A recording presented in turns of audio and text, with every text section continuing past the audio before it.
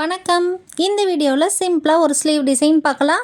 கையோட ஹைட்டுக்கு ஏற்ற மாதிரி நான் ஒரு 3 இன்ச் அளவுக்கு 2 ஷீட் எடுத்திருக்கேன், கேன்வாஸ் ஷீட்டு. அதில் கீழே நடு சென்டர்லேருந்து 1 இன்ச்சும் மேலேருந்து 1 இன்ச்சும் மார்க் பண்ணிக்கிட்டு ட்ரையாங்கலாக அந்த மார்க் பண்ண கேப்பை கட் பண்ணி எடுத்துட்டேன். லைனிங் கிளாத் கரெக்டான சைஸில் கட் பண்ணி வச்சுருக்கேன். சேமாக, அதாவது ஃப்ரண்ட் சைடு பேக் சைடுன்றது டிஃப்ரெண்ட் தெரிகிற மாதிரி நான் கட் பண்ணியிருக்கிறதுனால ஒரு ஷீட் மேலேயும் ஒரு ஷீட்டு அதுக்கு கீழே இருக்கிறதுலையும் வச்சுட்டேன். அதாவது 2 துணி நடுவில் இருக்கும். கேன்வாஸ் ஷீட் மேலே ஒன்று கீழே ஒன்றுன்னு வச்சிங்கன்னா கரெக்டாக லெஃப்ட் சைடில் ஒன்று ரைட் சைடில் ஒன்றுன்னு கரெக்டாக வச்சிடலாம். நம்ம கன்ஃபியூஸ் இல்லாமல் வைக்கிறதுக்காக இந்த டிப்ஸ் சொல்கிறேன் நான்.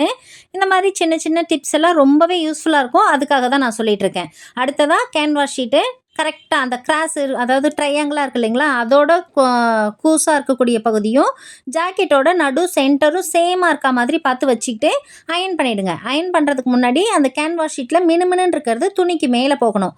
அந்த மாதிரி வச்சுட்டு அயன் பண்ணிங்கன்னா நல்லா ஒட்டிக்கும். இல்லைன்னா அயன் பாக்ஸ்லேயே கேன்வாஸ் ஷீட் ஒட்டிக்கும். சரி, இப்போ அயன் பண்ணியாச்சு.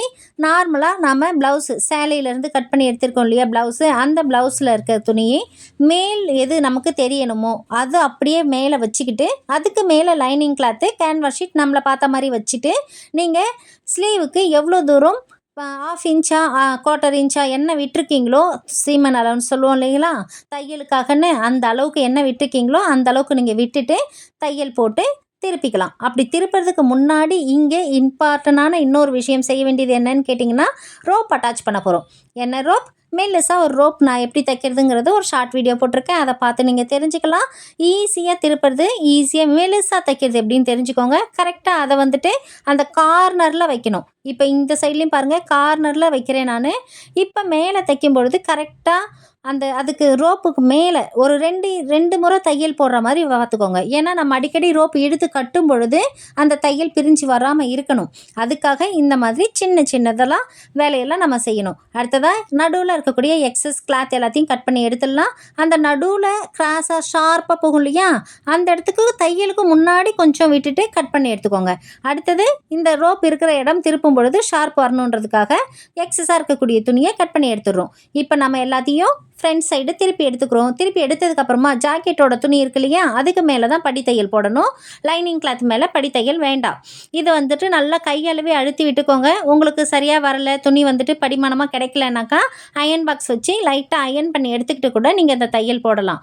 இப்போ இந்த கட்டெல்லாம் கரெக்டாக நம்ம கொடுத்துருந்தா தான் இந்த ஷார்ப் எட்ஜெலாம் கரெக்டாக அழகாக நமக்கு கிடைக்கும். அந்த ரோப் மேலெலாம் நல்லா தையல் விழுற மாதிரி பார்த்துக்கிட்டு தையல் அடிச்சுக்கோங்க. இப்போ முடிஞ்சது இது. இப்போ நம்ம கரெக்டான சைஸில் லைனிங் கிளாத் கட் பண்ணோம் இல்லைங்களா, அந்த சைஸை அவுட்லைனாக வச்சுட்டு அப்படியே ஃபுல்லாக ஜாக்கெட் ஃபுல்லாக தையல் போட்டு எடுத்துகிட்டு வந்துடலாம். ஏன்னா இப்போ நம்ம அதை எக்ஸஸாக இருக்கக்கூடிய ஜாக்கெட் துணி எல்லாத்தையும் கட் பண்ணி எடுத்துகிட்டு போகிறோம். கட் பண்ணி எடுத்துட்டோம்னா ஜாக்கெட் ரெடி. இப்போ அதாவது ஜாக்கெட்டோட கை ரெடி. இதை எடுத்து நம்ம ஜாக்கெட்டில் ஃபிட் பண்ணிட்டோம்னா ரொம்பவே அழகாக இருக்கும். ரோப் எம்டியாக இருக்குல்ல, அதுக்கு ஏதாவது டிசைன் பண்ணலாமா?